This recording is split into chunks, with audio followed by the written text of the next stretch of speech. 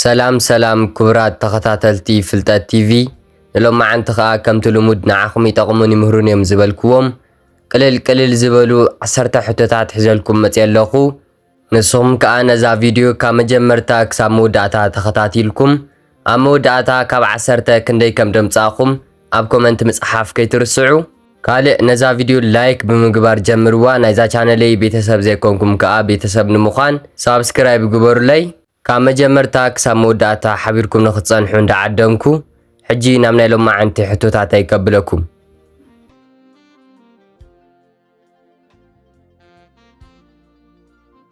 ሓራይ ክቡራት ተኸታተልቲ ፍልጠት ቲቪ ከመይ ገይረ ከም ዝሓትት ካብ መጀመርታ ከረዳእኩም ማለት እዩ።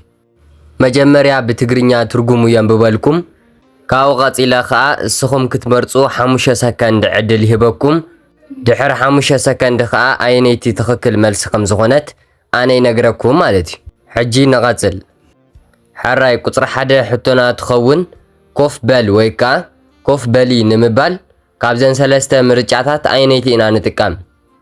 ኤ ሲት ዳውን ሲት ዳውን፣ ቢ ስታንድ አፕ ስታንድ አፕ ስታንድ አፕ፣ ሲ ሻት አፕ ሻት አፕ ሻት አፕ።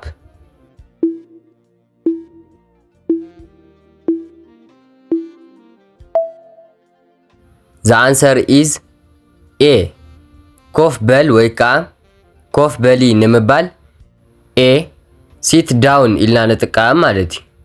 ቢ ስታንድ አፕ ማለት ከዓ ደው በል ወይ ከዓ ደው በሊ ማለት እዩ። ሲ ሻት አፕ ማለት ከዓ ስቕ በል ወይ ከዓ ስቕ በሊ ማለት እዩ። ስለዚ ኮፍ በል ወይ ከዓ ኮፍ በሊ ንምባል ኤ ሲት ዳውን ኢልና ንጥቀም ማለት እዩ።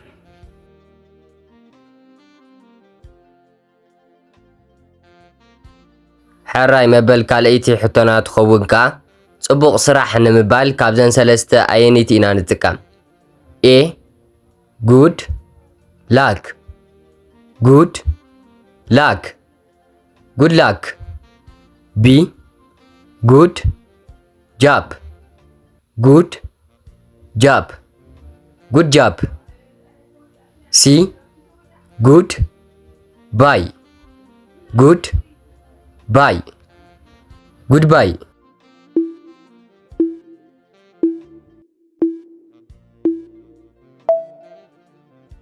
The answer is B ጽቡቕ ስራሕ ንምባል ቢ ጉድ ጃብ ኢልና ንጥቀም ማለት እዩ። ኤ ጉድ ላክ ማለት ጽቡቕ ዕድል ማለት እዩ። ሲ ጉድ ባይ ማለት ከዓ ደሓንኩን ወይ ከዓ ቻው ማለት እዩ። ስለዚ ጽቡቕ ስራሕ ንምባል ቢ ጉድ ጃብ ኢልና ንጥቀም ማለት እዩ።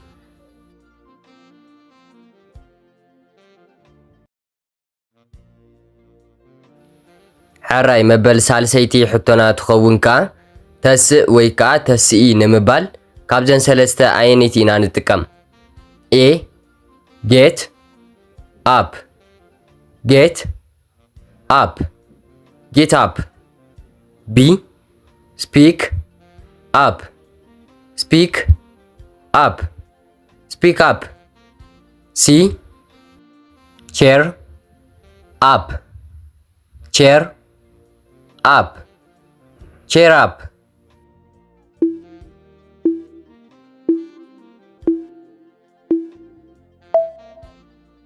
The answer is A ተስእ ወይ ከዓ ተስኢ ንምባል ኤ ጌት አፕ ኢልና ንጥቀም ማለት እዩ። ቢ ስፒክ አፕ ማለት ከዓ ተዛረብ ወይ ከዓ ተዛረቢ ማለት እዩ። ሲ ቼር አፕ ማለት ከዓ ተሓጎስ ወይ ከዓ ተሓጎሲ ማለት እዩ። ስለዚ ተስእ ወይ ከዓ ተስኢ ንምባል ኤ ጌት አፕ ኢልና ንጥቀም ማለት እዩ።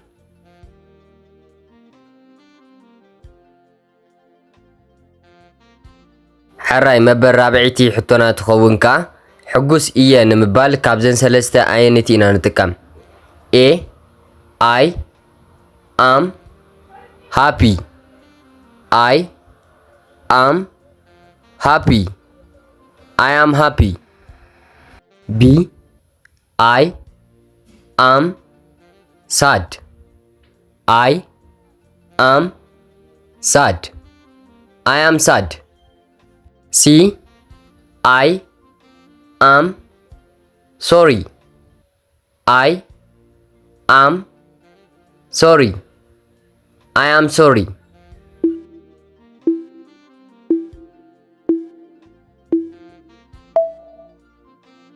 The answer is A.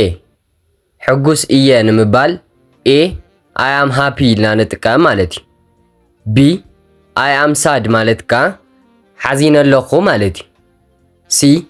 I am sorry ማለት ካ የቕሬታ ማለት እዩ። ስለዚ ሕጉስ እየ ንምባል A.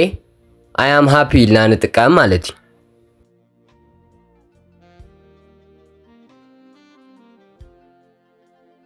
ሕራይ መበል ሓሙሸይቲ ሕቶና ትኸውን ካ ገጽካ ተሓጸብ ወይ ካ ገጽኪ ተሓጸቢ ንምባል ካብዘን ሰለስተ ኣየነይቲ ኢና ንጥቀም? A. Wash your face. Wash your face. Wash your face. B. Wash your hands. Wash your hands. Wash your hands. C. Wash the dishes. Wash the dishes. Wash the dishes.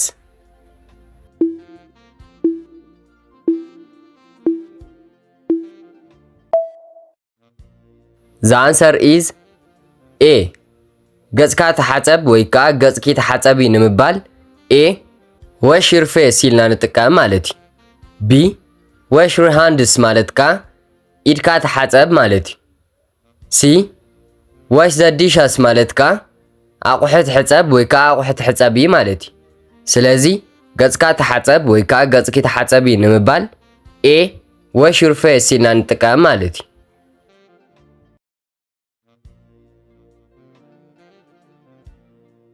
ሕራይ ክቡራት ተኸታተልቲ ፍልጠት ቲቪ ነዛ ቪድዮ ክሳብ ሕጂ ትርእይዋ ድሕር ኣለኹም ፈቲኹም ኣለኹም ወይ ከዓ ጽቡቕ ትመሃሩላ ኣለኹም ማለት እዩ። ስለዚ ንዓይ ንምትብባዕን ካልእ ከምዚ ዓይነት መሃሪ ዝኾነ ቪድዮ ቀጻሊ ንኽሰርሓልኩምን ላይክ ኤንድ ሳብስክራይብ እንዳገበርኩም ኣተባብዑኒ። ሕጂ ናብ ዝቕጽሉ ሕቶታተይ ከብለኩም።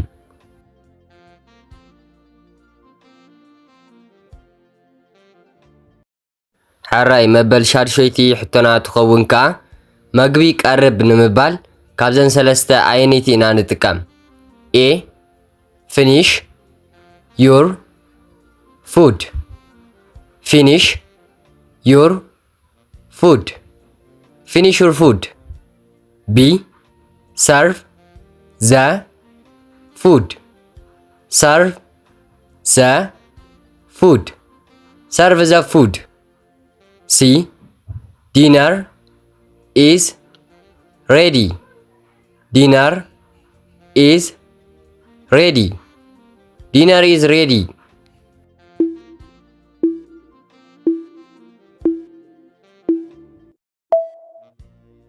The answer is B. መግቢ ቀርብ ወይ ከዓ መግቢ ቀርቢ ንምባል B. Serve the food ኢልና ንጥቀም ማለት እዩ። A. Finish your food ማለት ካ መግብኻ ወድኣዮ ወይ ከዓ መግብኽ ወድእዮ ማለት እዩ። C. Dinner is ready ማለት ካ ድራር ተቐሪቡ እዩ ማለት እዩ። ስለዚ መግቢ ቀርብ ንምባል B. Serve the food ኢልና ንጥቀም ማለት እዩ።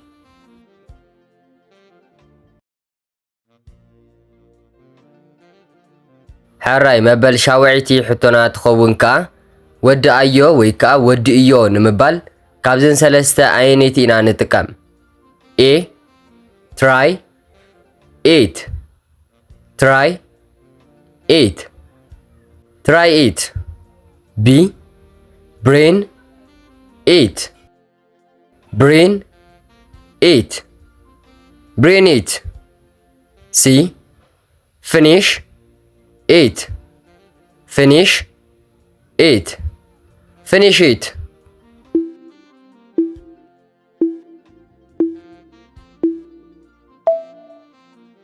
The answer is C. ወዳእዮ ወይ ከዓ ወድእዮ ንምባል ሲ finish it ኢልና ንጥቀም ማለት እዩ። ኤ try it ማለት ከዓ ፈትኖ ወይ ከዓ ፈትንዮ ማለት እዩ። ቢ bring it ማለት ከዓ አምጻዮ ወይ ከዓ አምጽዮ ማለት እዩ። ስለዚህ ወዳእዮ ወይ ከዓ ወድእዮ ንምባል ሲ finish it ኢልና ንጥቀም ማለት እዩ።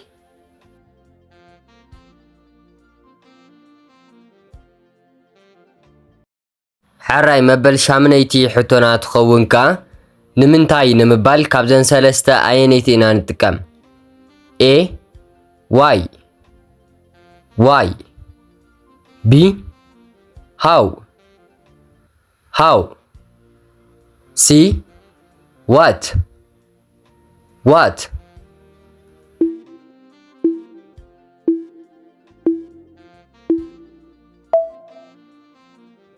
The answer is A.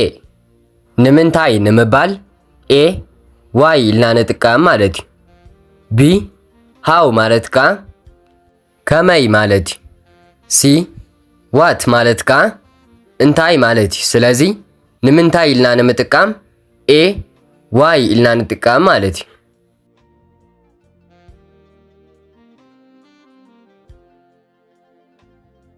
ሓራይ መበል ታሽዒቲ ሕቶና ትኸውን ከዓ ይዝውር ኣለኹ ንምባል ካብዘን ሰለስተ ኣየነይቲ ኢና ንጥቀም? ኤ I am running I am running B I am driving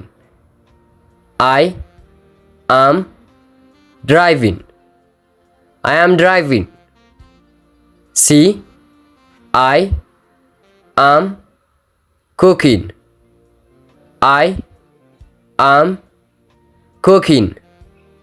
I am cooking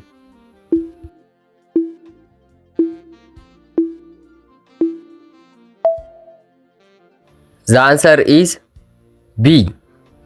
ይዝውር ኣለኹ ንምባል B I am driving ኢልና ንጥቀም ማለት እዩ። A I am running ማለት ከዓ ይጎይ ኣለኹ ማለት እዩ። C I am cooking ማለት ከዓ መግቢ የብስል ኣለኹ ማለት እዩ። ስለዚ ይዝውር ኣለኹ ንምባል B I am driving ኢልና ንጥቀም ማለት እዩ።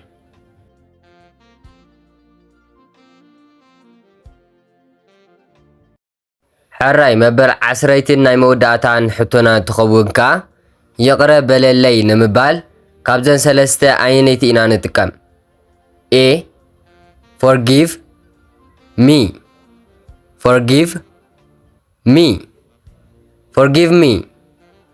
B tell me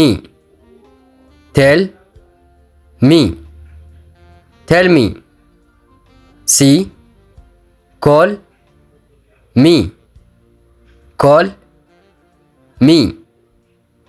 me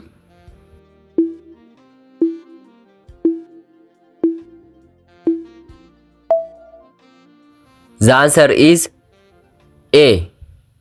ይቕረ በለለይ ንምባል A forgive me ኢልና ንጥቀም ማለት እዩ። B tell me ማለት ከዓ ንገረኒ ወይ ከዓ ንገርኒ ማለት እዩ። C call me ማለት ከዓ ደውለለይ ወይ ከዓ ደውልለይ ማለት እዩ። ስለዚ ይቕረ በለለይ ወይ ከዓ ይቕረ በልለይ ኢልና ንምጥቃም A forgive me ኢልና ንጥቀም ማለት እዩ።